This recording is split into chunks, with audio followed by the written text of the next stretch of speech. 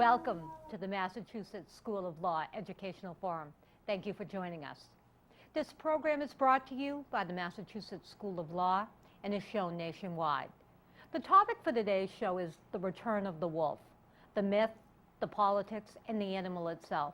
Do you remember this? "Oh, grandmother, what big ears you have. The better to hear you with, my child," was the reply. "But grandmother, what big eyes you have. The better to see you with, my dear." "But grandmother, what large hands you have. The better to hug you with." "Oh, but grandmother, what a terrible big mouth you have. The better to eat you with," said the wolf, the big bad wolf. In the hour that follows, we'll hear the story of the wolf, a story that includes ignorance, enlightenment, and rebuilding. The story is one of politics, law, and the courage of a few.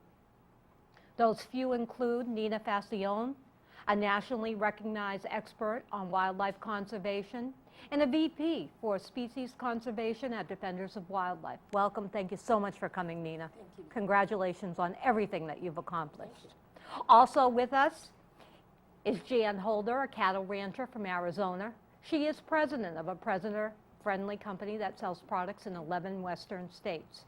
She is an environmentalist, an advisory board member for Defenders of Wildlife. Jan, thank you so much for coming all the way to Massachusetts. We're delighted to have you here. And David Haynes is an animal rights activist, a law student at the Massachusetts School of Law, and a producer for today's show. David, welcome. Thank you. Thanks for having me. And I'm Diane Sullivan, your host for today's program. David, let's begin with you. Why does a law student sitting here in Massachusetts care so much about the wolves of the West? I had the opportunity to grow up out west, and I had the fortune of spending a fair amount of time in the wilderness out there.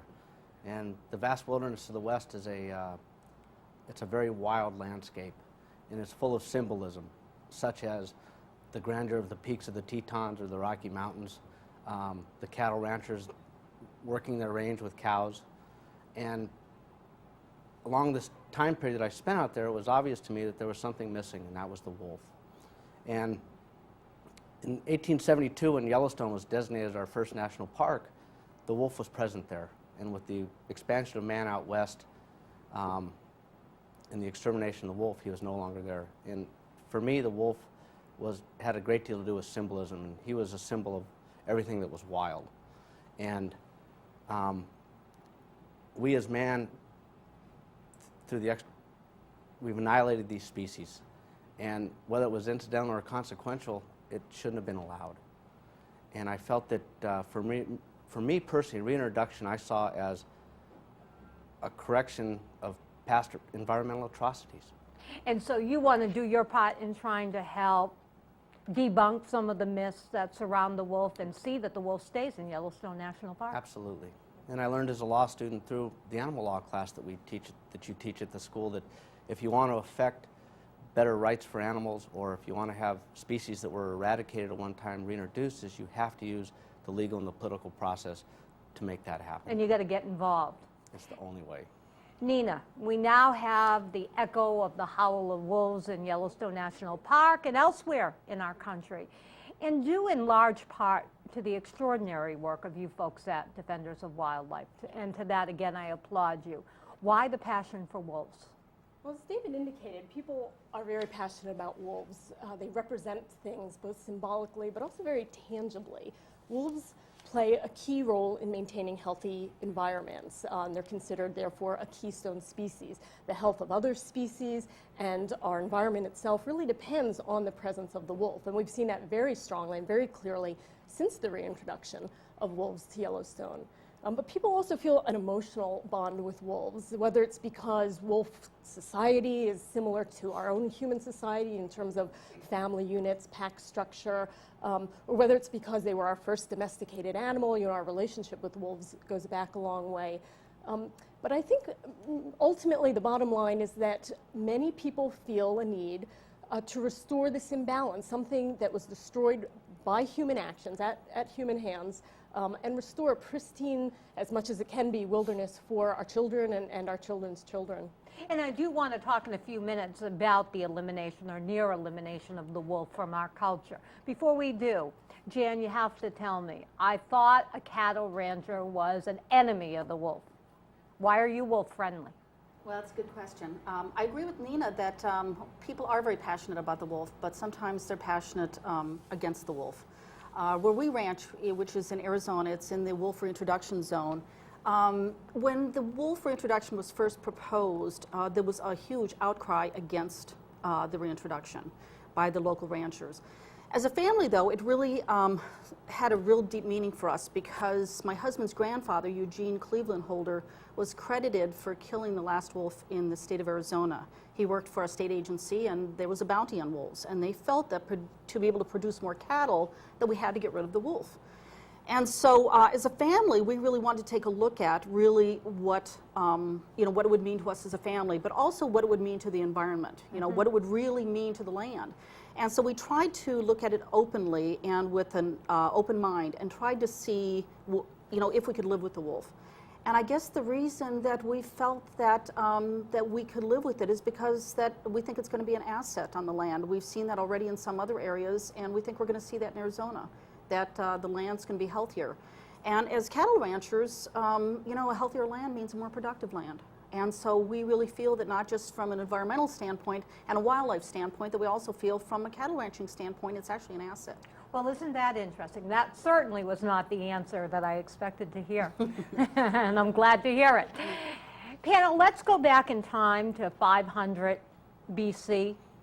Let's talk about the fables. You heard me read from Little Red Riding Hood. There was also Three Little Pigs and all the fairy tale literature that really portrayed the wolf as this wild, long-fanged killer.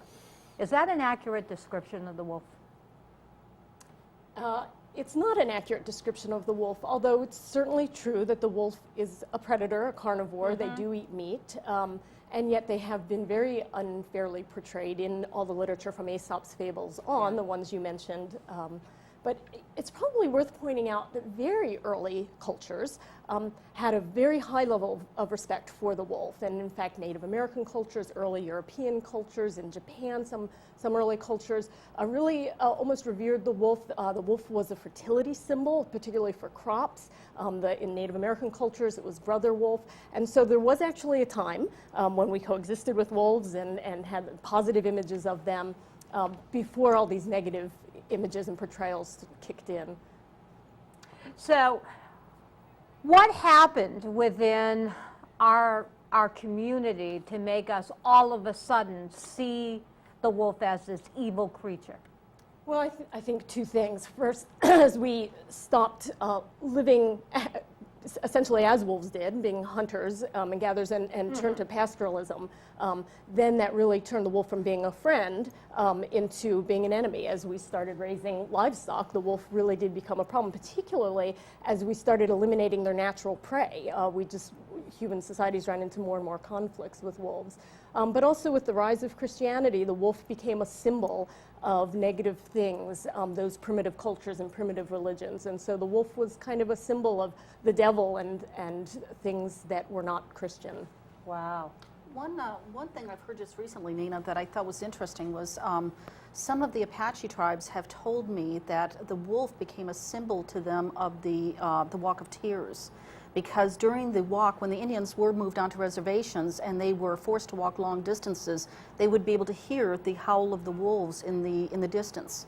And that became a symbol to them of their lost culture and of being alone and afraid and thinking that they were headed off to destruction. And that's something I've heard just recently that I think also kind of holds a lot of big feelings for the people that are out there dealing with the wolf today.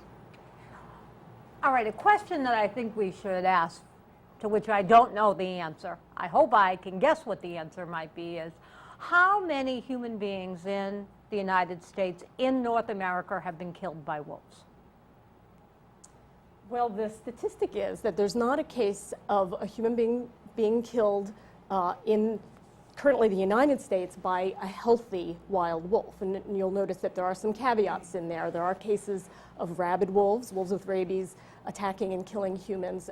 But it's important to keep perspective. I mean, it's more dangerous to get in your car every day or get in an airplane, or frankly, there are statistics you're more likely to be killed by a falling vending machine in our country than you are to be killed by a wolf. So again, they're wild animals. We need to all maintain respect for wild animals, not feed them, maintain our distance, and all of those sort of common sense things.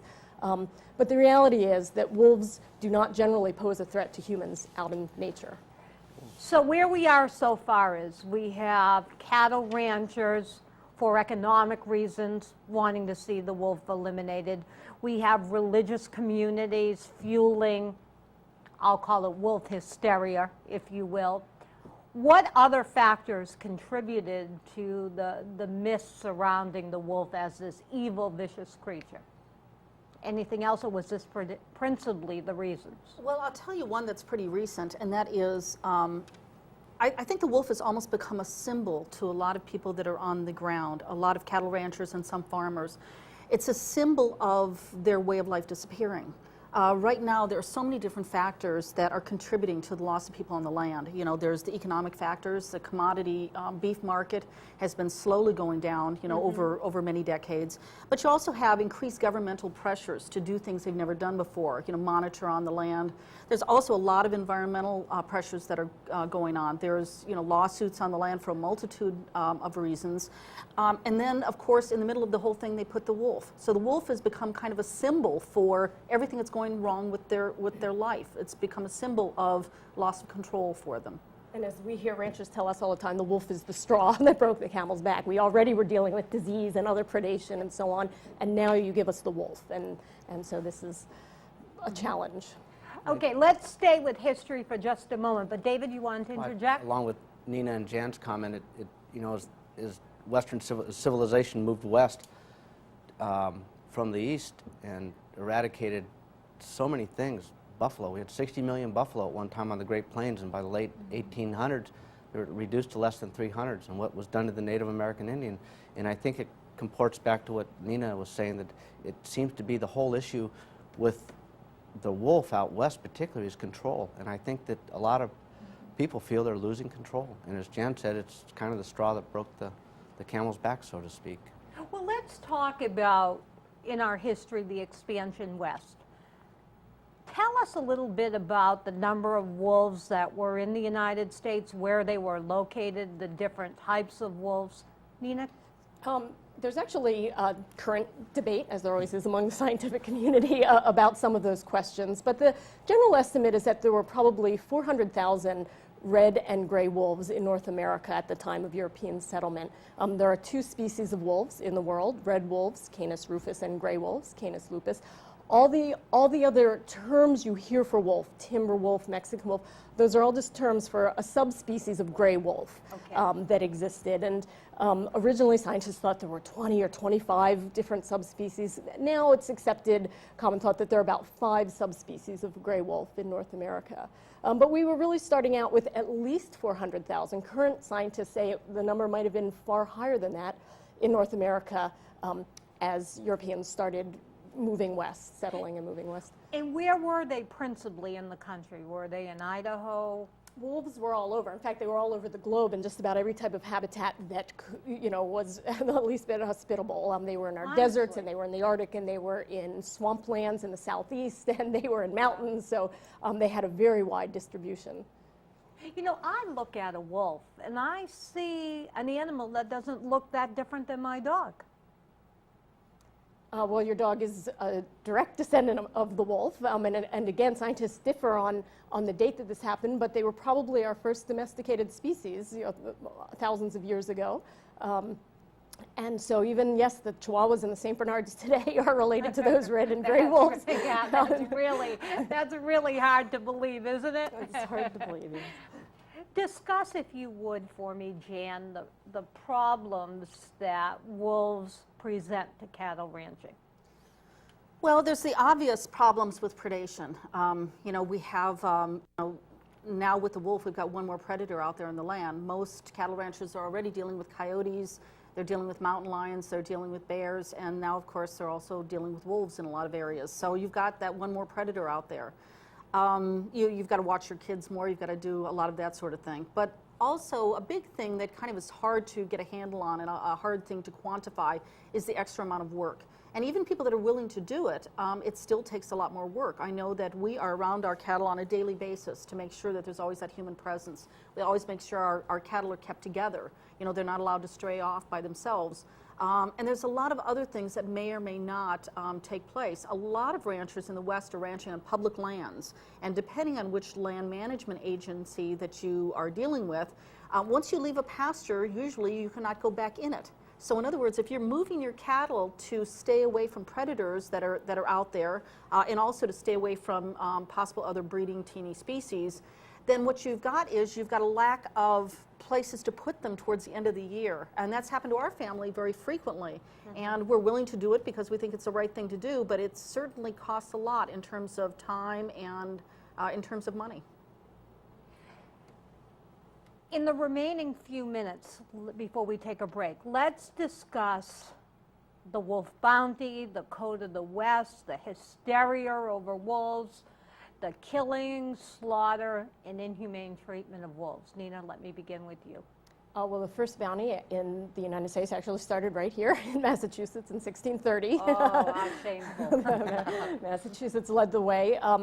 But actually, frankly, wolfing, as it was known, or wolfers, as they were called, was a rather lucrative industry at a time when a cowboy's monthly salary might have been $15 or $20. You could get that much and far more through private industry for killing wolves. And so there was a lot of economic incentive to kill wolves. And of course, this was long before we had Rachel Carson telling us, you know, about healthy ecosystems and Aldo Leopold. And so really there just wasn't an understanding of the role that wolves play in maintaining a healthy ecosystem. And so honestly, in the minds of early settlers, there was probably a lot to gain from killing wolves and not a lot to gain from keeping them around. We need to take a break, so we'll come back and hear from the two of you in just a moment. Please stay tuned. We'll be right back.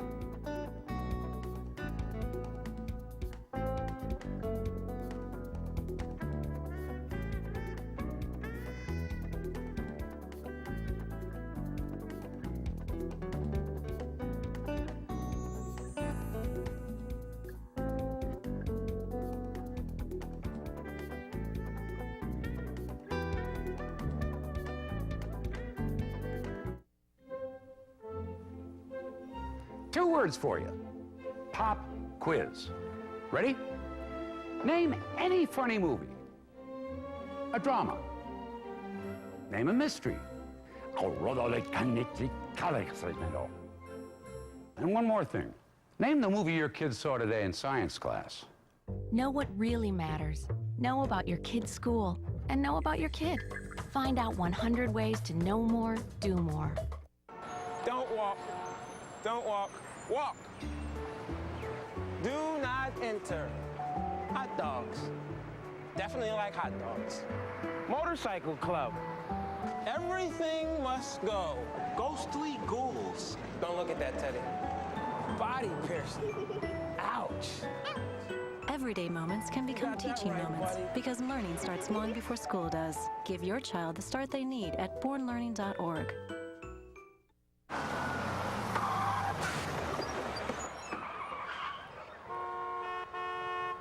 Yo, Tim, get on your job, kid. We got school, yo. I see you in the window, man. You want me to do? I got the bus here, man. I got connections. We holding up traffic. Let's go. I'm not letting you waste your life like that, yeah.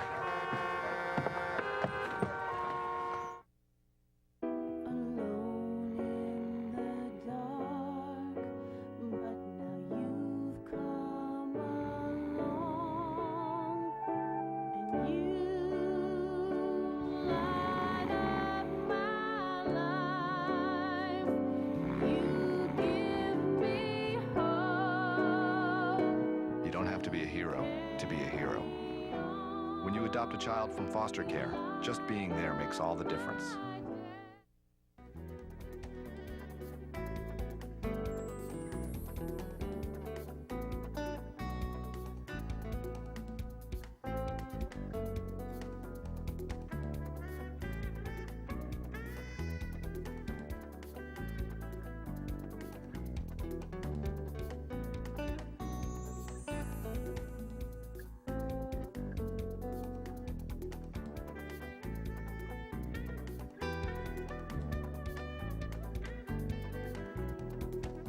Welcome back to the Educational Forum, where we're discussing the return of the wolves. David, in your research for the show, I read a lot about the method and the manner in which wolves were brought to near extinction in the United States. Could you describe for the audience the methods that were used? It's my understanding that a gun was not used, where a bullet might have been necessary. We resorted to really extreme, gruesome measures. Am I accurate on that? I think you're very accurate. From my research, I found that, you know, the wolf was a hated entity, and there was, they poisoned them, they tortured them, they cut their Achilles tendons, they'd sick dogs on them. I think a lot of wolves were incidentally shot, and this later evolved to aerial shooting from airplanes and helicopters. And the poisoning, I think, is probably one of the worst, with strychnine and arsenic, because then that effectuated so many incidental killings of innocent animals that were also poisoned from that. Makes you wonder how in a civilized society this goes on, and more importantly, why. What was the thought? Well, again, Diane, back then they just thought that they were going to make the West a better place to produce more cattle and a safer place. In Arizona, I know that they used all of the methods that David just talked about, but you know, I've seen many, many photos, even of my husband's grandfather, with hundreds of bodies of wolves next to him that were either poisoned or trapped or shot. And it was also a measure of their prowess as not just you know, as part of their job, but also as a man, that they were a great hunter, that they were able to triumph over all this evil. They're pretty dramatic photos. And I think we were speaking earlier about, you know, the dominion of man over all living things as they moved the westward expansion. And I think a lot of it came through the, you know, periods of Christianity and directly out of Genesis, where it basically says that man should have all dominion and control over all living things. And I think a lot of people took that under some sort of a Christian doctrine that it was okay. It was permissible. It was permissible.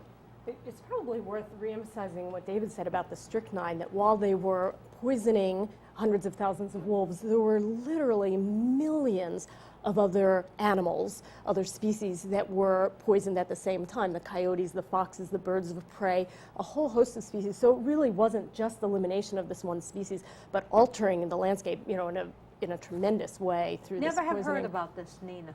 Mm-hmm. Well, it's actually, in hindsight's 2020, obviously, but it's a little frightening to think that we could do this and not see at the time all the harmful ramifications. And not really reported. It's not a part of our history books, that I know, or maybe it is today, but I don't think so. Mm-hmm. We kind of sweep it under the carpet because it's so horrendous. All right, so at what point are the wolves nearing extinction?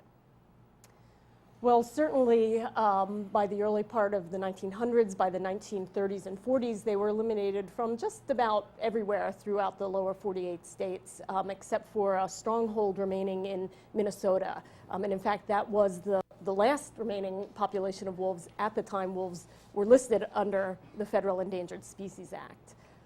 Where was public opinion at this time? Well, luckily the 70s were a time of great change and enlightenment in many ways, and again with Rachel Carson's seminal book, Silent Spring, talking about just various harms that we've done to the environment and just the environmental movement together, Richard Nixon passing the Clean Water Act and the Endangered Species Act, and some really key pieces of legislation to protect our land and our wildlife. So public sentiment at that time was very much in favor of trying to correct previous wrongs. The wolf was one of the first species listed under the Endangered Species Act. In fact, it was listed under a precursor to the act in the 60s, and then right after the act was passed, the wolf was one of the first animals placed under those protections. For the audience, let's talk a little bit about the Endangered Species Act. What does it mean? How is an animal placed on the act, and is it a significant accomplishment? And then we can talk more specifically about the wolf. Well, it's a very ripe topic for conversation today, because currently the Endangered Species Act is under threat in Congress.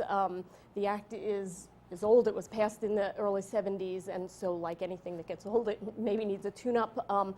But unfortunately, what is happening in Congress, Congressman Richard Pombo from California has proposed sweeping changes to the Endangered Species Act that would really threaten all of the plants and animals that have been protected to date. some of the criticisms of the act are that it doesn't recover species quickly enough or enough species, but really out of the 1,800 species that have been placed under the protections of the Endangered Species Act, only a few have gone extinct, only a handful have gone extinct, and so really they're gauging it by the wrong yardstick. The Endangered Species Act, the purpose of this act was to prevent extinction, and that it has done remarkably well. Wolves, grizzly bears, black-footed ferrets, California condors, I mean, a host of species that are recovering now or that we have around thanks to this piece of legislation. What does it mean if an animal is placed on the Endangered Species Act? It means that the United States government needs to create recovery plans and needs to actively take steps to protect the species, whether it's plant or animal, take steps to protect it, and in the case of many species, develop a recovery plan, reintroducing wolves to Yellowstone, protections of grizzly bears in Yellowstone in the West. Does it also mean that a citizen cannot hunt an animal that's on the list? There are absolutely protections for threatened and endangered species under the list that vary by species and by region, and there are some restrictions on habitat for the species that it's different. It varies with each species that's listed. So in 1975, the wolf is placed on the Endangered Species Act. 73, a little earlier, yep. It was 1973. Okay, so the wolf was placed on the act. At that point, there are wolves in only 2 states. There was a healthy population of wolves only in Minnesota, really just one state, where there were fewer than 1,000 wolves. Take us from there to Yellowstone National Park and the project. Well, because they were listed under the Endangered Species Act, the U.S. Fish and Wildlife Service had to develop a recovery plan for the gray wolf, and part of that was a Northern Rockies recovery plan that proposed reintroducing wolves back into the Yellowstone ecosystem and into central Idaho. Now, because of lawsuits and other things that held it up, it took 20 years to do so. I mean, the recovery plan came out in the mid-'70s, and the first reintroduction of wolves took place in 1995, a decade ago. This is actually the 10th year anniversary of wolf reintroduction. So it was a long and challenging process because of politics, not because of biology. Tell us about some of the politics. Well, Jan might want to address some of the politics. I mean, it really were concerns and lawsuits from the ranching community, the American Farm Bureau Federation. And I bet you the loggers were in there too. Oh, absolutely. Yeah. Absolutely. All right, tell us about that, Jan. Well, I really don't know a lot about the specifics, but I do know that there was a strong outcry against bringing the wolves back, and I think that every group, from the cattle growers to the Farm Bureau, I think that they really tried to take a look at how they could stop it, because they felt that it would really make them lose control. And were you initially successful as a group of cattle ranchers in stopping some of the regrowth efforts with respect to the wolf? Well, we were never against the reintroduction of the wolf. Arizona is still one of those places, you know, it's still the wilds. And at first, even in 1973, when it was put on the endangered species list, Arizona just tried to be quiet and tried to stay there in the corner and hope nobody knew that we were still there. So the effects of that act really didn't hit until the 90s, until it started happening in Yellowstone, when it started being obvious that that might happen in Arizona. So we were a little late coming on board with with any kind of opposition because of that reason. I think the opposition by the ranching community industry really, first of all, clearly stalled it by several decades. But it also had one beneficial aspect, and that is that the concerns of locals and of ranchers were addressed through the reintroduction process, so that the wolves that were reintroduced into Yellowstone in central Idaho were reintroduced under a special designation under the Endangered Species Act called an experimental non-essential designation. It provides more flexibility in managing wolves than if they had a purely endangered status. And so this was really to accommodate the concerns of the livestock industry, and it enabled things such as if wolves were repeatedly preying on livestock, federal agents could move those wolves or lethally control them if necessary. So it's important to differentiate between some concerns that maybe were not so real, concerns of people's children being harmed by wolves, which we've already said is very unlikely and certainly hasn't happened since wolves were introduced, and the legitimate concerns that it is hard for a rancher to make a living on the landscape and that wolves would just be one additional challenge for them to deal with. Well, the designation of experimental non-essential helped smooth the way.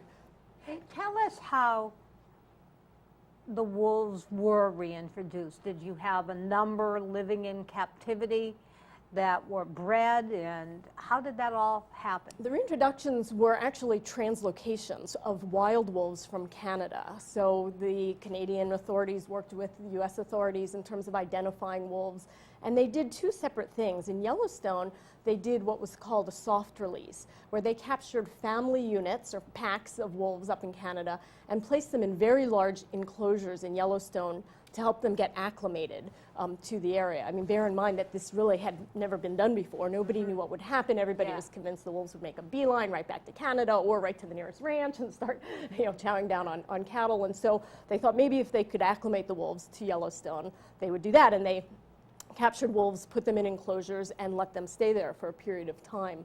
Whereas in Idaho, they did what was called a hard release, where they captured younger individual animals, mostly juvenile animals, and just let them go right out of the cages into Idaho. And the good news is that it worked quite well in both cases. The Idaho wolves did start to range a little bit farther north, but then eventually settled, or in some cases even turned around and came back south and settled. I mean, after 60 years without a large predator in Yellowstone, there were so many elk and other prey items for the wolves to eat. Why go anywhere else? It was a smorgasbord in Yellowstone. And the animals, the wolves, are doing well in Idaho still today? The wolves are doing fabulously beyond anybody's expectations. They reintroduced 66 animals into those two locations over 2 years, in 95 and 96, and now 10 years later there are 800 to 900 wolves in that area. It's really, we call it one of our greatest conservation success stories in the last century. It's really remarkable. Now, there are some people out in the audience that are saying, oh no, then 10 years from now we're going to have 1 million. Well, we are seeing that wolf populations are stabilizing. Again, there was no competition, and there was a whole lot of prey. Yeah. There's a whole lot of food. And so we're seeing wolf populations stabilizing in Yellowstone and even the growth rate stabilizing. And so I don't actually think that's a concern, that the population will grow exponentially. Jan, tell us a little bit about how society benefits from a wolf population. Well, I know that they're seeing, up in Yellowstone, they're seeing the riparian areas really come back, which I think is just remarkable that that's happening already. But the way I see it is that I also see it as really even benefiting cattle ranchers because of the fact that you're going to be keeping your herds closer together so that they're not preyed upon. And that's healthier for grass. That's healthier so that the cattle aren't tromping the riparian areas, so that they're not allowed to sit and bite the grass down to the bare ground. There's been a lot of movement in the past couple of decades towards a more holistic way of ranching, really to be able to look at the land and not just look at the cattle. Not how fat the cattle are, it's how high your grass is. And that'll tell you how healthy the land is. And I can see that a good predator base really adds to that, because again, the riparian areas become healthier, your grasslands get healthier. And I also see it as really helping ranchers become even better stewards of the land. Because they learn to stay with their cattle more, so they know what's going on, and they're producing healthier food. Is it a present problem that occasionally a rancher will wake up and a cattle has been destroyed by a wolf? And if so, what do you do about it? Well, we have had some depredation in Arizona, and I really believe that as we go on, that cattle ranchers will get better at spending more time with their cattle, being able to look at those signs for when predators are out there. There's certainly been times that our family, we've actually had to camp out with the cattle when we knew the wolves were in the area. And what happens is we make enough noise, and our scent and our presence is enough to just make them move on. That a bunny is going to be a lot easier than one of our calves, to have for dinner that night. But I really see it as over time that the people are going to learn how to work with it. You then don't see the wolf as a threat if you're out there sleeping with the cattle. Well, of course they're a threat. To you personally. Well, the thing, I wouldn't allow a small child to go wandering around loose, but then again, you know, there's also mountain lions out there, and I don't allow my children who are still young to ever venture away alone without the dogs and me and, you know, us with them. So it's a wild animal, it's a predator, and we have a lot of respect for that. But again, if you're intelligent and understand what a wolf's nature is, you're not going to make those mistakes, and you're going to learn how to keep your cattle safe along with your kids. So you have learned to coexist with the wolf. Yes, we've learned to coexist with the wolf. We're happy to say we haven't had any predator loss, either from a wolf or a mountain lion or anything whatsoever, for almost 10 years now on our ranch. You are one cattle rancher, and many people in the audience probably say you're an exception to the rule. How is it that other cattle ranchers throughout the West have gone along with this? How have they gone along with it? Well, for one thing, I think that, you know, there are exceptions. There's ranches where it's really hard to, you know, find your cattle, much less be able to, you know where the wolves are. But not only, you know, have they learned that once you learn what the wolves are all about, you can learn to deal with it. But the other thing that we've done is we actually are using that as a tool to sell our product, to sell our beef. Because we found more and more people want wolves on the land. They want more abundant wildlife. And we charge a premium for that, for the extra work that we do and the extra work that the other people that we buy from do. And so it actually helps the bottom line. Okay, and that's in your case, but for the cattle ranching industry at large, Nina, how have you worked this all out? Well, Defenders of Wildlife manages a program called the Bailey Wildlife Foundation Wolf Compensation Trust, where we reimburse ranchers for verified livestock losses to wolves. And so it doesn't, it takes the sting out if it doesn't, you know, make up for the fact that they have to do the extra work and replace the livestock, but it certainly takes the sting out of losing livestock to wolves.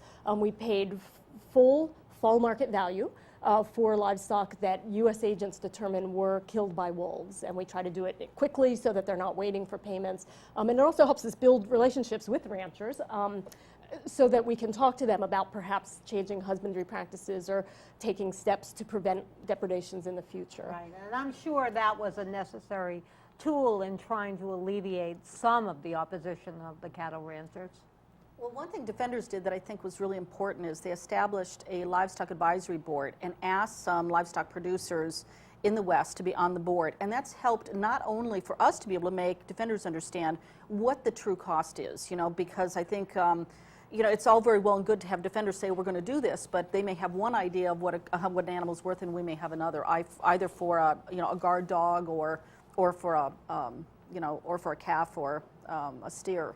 But it's also really helped us to feel like, you know, Defenders is really responding to us, that our concerns as people on the land are really taken into consideration in their work. And I think that's had a really positive impact long term. What are the present concerns, if any, of the ranchers with respect to the wolves in your community? Well, you know, the biggest one is just that we're going to be overrun by wolves. It's a big concern. You know, as the rancher keeps getting squeezed year after year after year, and, you know, most people don't understand that, you know, what they consider a good living is not what most cattle ranchers live on. Most of them are living, you know, this close to complete poverty. And so an extra few $1,000s a year that is now, you know, they're getting reimbursed for that from Defenders, that can mean the difference between their kids having shoes that year. You know, it's a big deal. And so it's really, you know, if the wolves are going to take over, and they will be gone. And it's not just a loss of their job.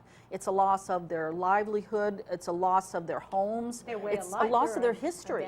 And it's not like they can go someplace and get a job, you know, at Walmart and come back, you know, in a couple of years when things are better. Their ranches are gone. They don't there's no way for them to get back on the land again. And there's no other jobs out there like that for them. So their way of life is gone. Jan, thanks for those comments. We need to take a second break, so please stay tuned and we'll be right back.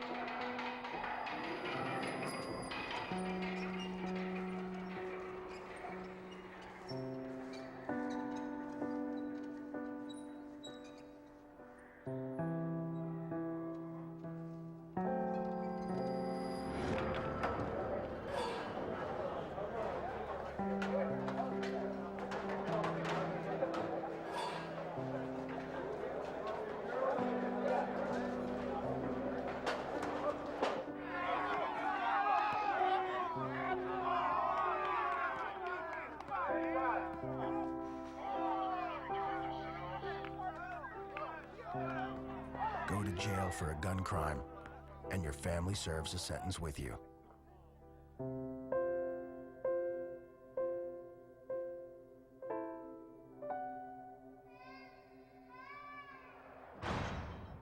Can I ask a few questions about the apartment on Park Street? What was your name? My name is Juan Hernandez. It's been rented. Hello, my name is Sanjay Kumar. I am calling about the apartment on Park Street. It just rented. My name is Tyrone Washington. I'm calling about the apartment for rent on Park Street. It's not available. I use a wheelchair and... It's gone. Hello, my name is Graham Wellington. I'm calling about the apartment for rent on Park Street. Is that still available? Yes, it is. What is? Housing discrimination is illegal. If you think you've been a victim, call us.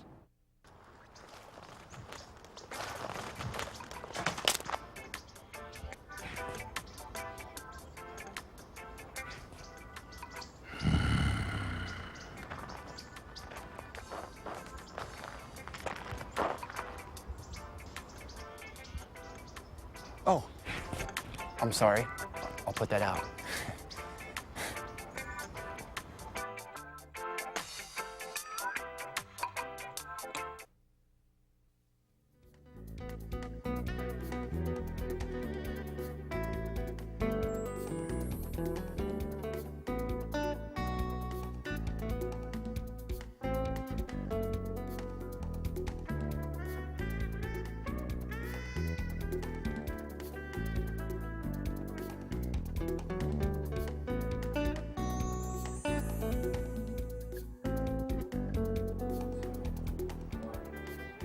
Welcome back to the Educational Forum, where we're talking about wolves.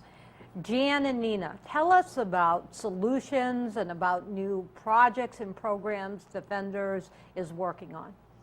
Well, Defenders started an even more recent program than our compensation program called our Proactive Fund, where we will cost share with ranchers to take steps to prevent wolves and, frankly, grizzly bears from having the opportunity to prey on livestock. And so we will work with ranchers who come up, any kind of innovative technological solution they can think of, that sounds reasonable, we'll help them pay for. So that might be buying livestock guardian dogs, paying for some of the labor and the manpower that Jan mentioned in the form of range riders to protect herds, paying for electric fencing, and a whole host of other technologies that can kind of prevent depredations from happening. Our compensation trust is great, but it is kind of like closing the barn door after the cow gets out. So this is proactive, and it prevents problems, and it prevents heartaches. And again, it's been a great way for us to work with ranchers and understand their needs and their concerns.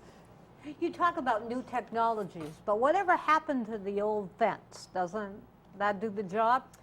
Well, some of the ranches out west are extremely large. The cattle range over enormous tracts of land, and so that is, frankly, one of the problems in that cattle range over such large tracts of land that ranchers don't necessarily always have a good idea of where they are and so on. Mm-hmm. And when you think of a fence, too, that may be an effective tool for keeping cattle in a certain area, but it's certainly not going to keep a wolf in a certain area. So, you may actually be causing more harm by having cattle fenced in an area, because then they're a captive audience for the wolf. And so the wolf can jump over any fence. Or go under. Well, one of our new technologies, which is actually quite an old technology, is called fladry. And it was an ancient European technique for actually corralling wolves in order to kill them. And we put a new modern day spin on it, and we use it to keep wolves away from cattle. And the interesting thing is, it's not any sort of an actual physical barrier. It's just it's flagging like you would see at a used car lot. It's literally plastic triangular flags hanging down off a rope that, for whatever reasons, wolves do not like, and they won't cross it. Coyotes and other animals don't have a problem. They'll sit back and forth underneath, but wolves are intimidated by it. And so that's been very successful when there's a small enough property, a small enough area that you need to keep wolves out of for a temporary period. One of the reasons why I think all of these proactive techniques are so important, not only does it help keep the wolves from getting to the cattle to begin with, which I think is very important. But it also is a tool to help people learn about how to work with wolves. And I've always felt that that was the missing part in all of these reintroductions, is the educational process. Basically, what they've done is they've decided to reintroduce an animal that people don't know how to deal with anymore. They don't know what it's going to do. They don't know how it's going to react. They don't know how to protect themselves. They just don't know what to do. And that's what this is really doing. It's really teaching people how to live with an animal that hasn't been there for a long time. Well, tell us a little bit about the wolf itself. I mean, what does a wolf eat? How big are they? How long do they live? How long they live, I'm really not sure. Life is rough for a wolf in the wild. It's very rough, and but I think it all comes back to the balance of a healthy ecosystem. And if there's sustainable populations of game for the wolves, I think they'll live and prosper well. And I think that's shown just by the vast numbers that have reproduced and are now living in the greater Yellowstone ecosystem, Montana and Wyoming, just from the original 15 that were soft released and then the hard released that one time. We made the comment earlier about wolves and eating cattle. In the literature, there's even times where wolves had wandered outside of Yellowstone Park after the reintroduction, and they were living in pastures full of cattle and raising pups. And I think inherently wolves really don't like humans. They don't like being around them. And in the first enclosure pen they had for the first soft release, when they finally opened the door to let the wolves out, they wouldn't leave the pen. And they think it was because of the scent of the humans dragging roadkill in and feed for those wolves for, I think they were in the pen 10 weeks, was it, acclimation, that they finally had to cut a hole in the side of the fence where the humans hadn't been, and hadn't been, and then the wolves finally left. So my feeling and understanding is that wolves would really like to stay as far away from humans as they can. You know, David raises a good point that also ties into what Jan just said, and that is that that people need to learn to live with wolves. And when I've spoken to ranchers in Canada and Alberta and places where they have lived with wolves for a longer period, they'll tell me, oh, I have a wolf pack now, but that's a good wolf pack. You know, that wolf pack doesn't prey on livestock, so I'm leaving them be. If I get rid of that wolf pack, we might have another pack that moves in that does prey on livestock. And so wolves generally prefer wild prey and don't like human scents and will avoid humans, but you do certainly have the individual wolf that's more bold or for whatever reason will prey on livestock. And so part of our learning process might be figuring out how to keep wolves away and then learning to live with the ones that aren't bothering us. As a cattle rancher, that's something we see all the time. We would always joke whenever we would start to see, bobcats, mountain lions, a bear, whatever around our house. Somebody in the community somewhere has killed a mountain lion or has killed something because it totally upsets the prey balance. And that's why we would always say we wish they would learn to leave them alone so they could establish their territories. Because, once you know where they're at, they kind of get used to you, they get used to your patterns, and you get used to where they're going to be so that you can deal with keeping your animals safe, your cattle safe, a whole lot better. So it is easy to coexist. I wouldn't say it's easy. I think it's worthwhile. It's worthwhile. Good point. Defenders is involved now with preventing the aerial slaughter of wolves up in Alaska, I believe. Can you tell us a little bit about that? Well, that's a very frustrating situation. This is a situation where there are probably about 1,500 wolves killed in Alaska every year legally through hunting and trapping. And then additionally, the Alaska legislature over the years has initiated this aerial killing of wolves, either through land and shoot, where you chase a wolf pack until, frankly, they're exhausted and land and kill them, or shooting them directly from airplanes. And it's a practice that the American public, for sure, and the majority of Alaskans find reprehensible. They consider that it's not fair chase. It's not based on any sound biological management principles of wildlife populations. It's really done solely to artificially inflate moose and caribou populations for the sake of hunters, many of whom are out of state, not even Alaska native hunters. And so twice, the Alaska voters have voted during ballot initiatives to end this practice, the first time in 1996 and again in 2000. Unfortunately, in Alaska, the legislature can overturn a ballot initiative after waiting a period of time, which is why in 96, Alaska voters voted overwhelmingly to ban this form of wolf killing. In 99, the legislature overturned that. In 2000, Alaskans once again voted to end this practice. And in 2003, the legislature overturned it again. So we're back in a period where they are killing wolves from airplanes. I sure hope you can stop that. Different topic. Let's go back in time to the mid to late 1990s. The suit that was brought to remove the wolves from Yellowstone National Park. I'd like to hear from the president of Defenders. He was kind enough to send us a package for our viewers to take a look at, so I'd ask that we watch that, and then I'll come back to you for comment. Wolves living in the Yellowstone region are under attack, but this week they're taking their case to court. Defenders of Wildlife, the conservation group that led the effort to reintroduce the wolves into the park, will be bringing a gray wolf to the door of a federal appeals court in Denver, Colorado. It's there that a panel of judges will hear arguments in the long battle over whether the wolves, released into the park almost 5 years ago, should be removed from Yellowstone. Defenders of Wildlife is bringing a wolf to the doorstep of the courthouse to emphasize that it is the lives of the Yellowstone wolves that are at stake in the court's decision. Leading the attack on the wolves is the American Farm Bureau Federation, which in 1997 successfully convinced a Wyoming judge to rule that the reintroduction was illegal based on a technicality, and that all of the wolves must be eliminated from Yellowstone. With nowhere else to go, such a ruling would mean that the wolves would have to be destroyed. The Farm Bureau wants the wolves forcibly removed from Yellowstone, which would result in their death sentence. But the American public wants the wolves to stay, and that's what Defenders is fighting for.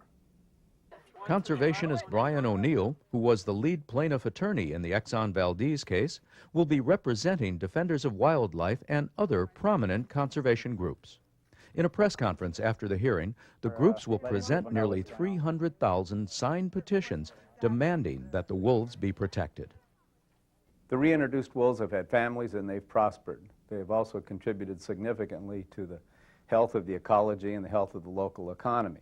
We believe that when the 10th Circuit Court of Appeals considers both the purpose of the law and the success of the reintroduction program, that it will agree. If the ruling is upheld, wolves living in Yellowstone today would be killed. Nina, take us current. What happened with that case, and where do we stand today within the legal maneuvers that have been instituted against the wolf? Well, I'm happy to say we won that case, clearly, because there are almost 900 wolves in that region today.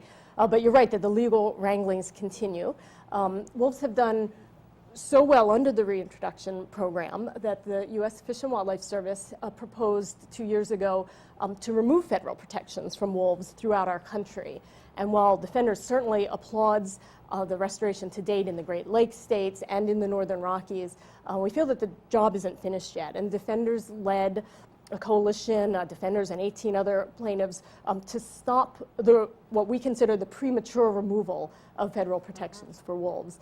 Just this past January, we won that case as well. And so the Fish and Wildlife Service needs to go back to the drawing board and figure out, all right, maybe wolves are recovering in some areas, the Great Lakes states, the Northern Rockies, but we still have areas that don't have wolves, that scientists have determined have suitable wolf habitat, the Northeast United States, Colorado, the Pacific Northwest,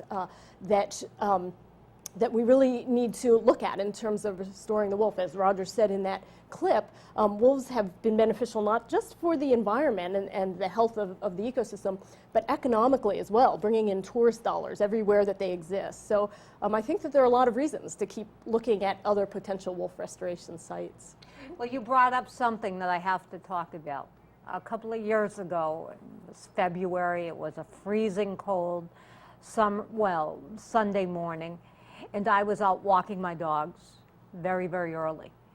And as I rounded back out of the woods onto our street, which is a fairly busy street, I looked ahead and initially thought what I saw was a beautiful Siberian Husky or German Shepherd. And I stopped, and the animal turned and looked at me. And I knew that this was not a dog. And so I stopped. And it looked at me and it ran. And it ran in such a way I've never saw anything more magnificent in my life. And I came home and I said, I've just seen a wolf. And I really think that family, friends, and colleagues, as I continued to tell the story, they really wanted to have me committed because they said, Diane, there are no wolves in Massachusetts. And I said, I know what I saw, and I did research. David, tell me about the eastern coyote. You probably saw an eastern coyote. And the coyotes have been ubiquitous to all the lower 48 states, well, every state in the Union with the exception of Hawaii.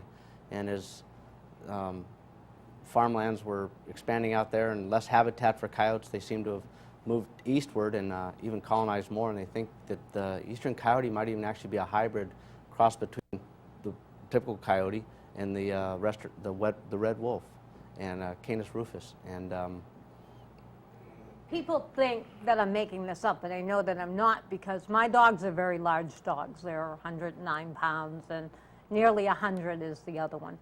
This dog that I saw, this coyote, this wolf as I call it, had to be 130 pounds minimum. Are coyotes that big? Generally they range about between 30 and 50 pounds, but I think in the wintertime they probably had a winter coat and they looked a lot bigger than he actually was. But maybe you got lucky and actually saw a wolf. We get calls like this frequently, and David's right that the eastern coyote is larger than the western coyote, but it's no 130 pounds. Nonetheless, there are other possible explanations. People sometimes have wolves or wolf hybrids as pets. Perhaps you saw an escaped animal, or with the winter coat animals. I see red fox all the time where I horseback ride, and they look huge, and I know it's just a healthy winter coat on these critters. So there are various possible explanations. Well, as I tried to as I really tried to pursue this in my research and in my discussions, because I was sure I had seen a wolf. In any event, how is it that people end up with these hybrid dogs and wolves if there are no wolves in the East? Well, unfortunately, you can buy them through the newspapers, or you can buy, we find all sorts of things you can buy on eBay even. And hybrids are popular among some sectors, and unfortunately not every state has laws preventing it. So some states have very strict laws and you can't own them, but other states do, and they, we don't believe they make good pets. They're very risky. It's a cross between a domesticated animal and a wild animal, slightly unpredictable, but it's easy to get your hands on. Well, it's interesting because now here in Massachusetts what we have is hysteria over the coyotes. I mean, we have police officers shooting coyotes, and oh my, here we are, hysteria at large. Your reaction to that? Well, coyotes have been, as David said, have been expanding through the East, and they can be a nuisance, and it's another wildlife species that we need to learn to coexist with. I have a coworker at Defenders whose little dog was attacked by a coyote in Rock Creek Park and survived, luckily, but it is something that people need to take care of. Well, you'll have to come back and tell us about that because we're out of time, and I'm so sorry. Panel, thank you so much for being here with me today. To our viewing audience, until next time, be well and thanks.